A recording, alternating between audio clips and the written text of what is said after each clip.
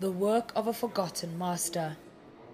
Roel Roelofson relocated to South Africa in 1960 and took up photography as a hobby.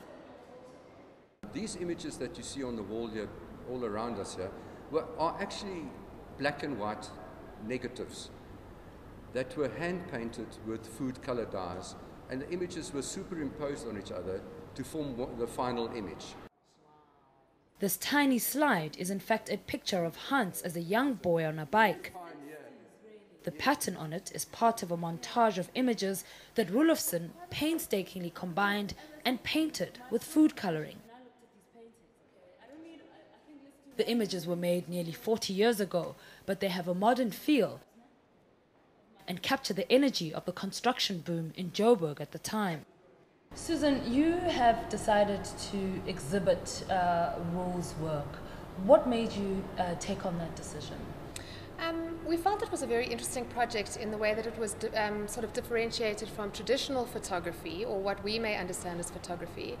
So there was a great deal of innovation in his work, a great deal of vibrancy and positive energy.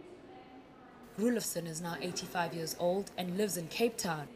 His family feels it's about time South Africans were exposed to his artistic genius.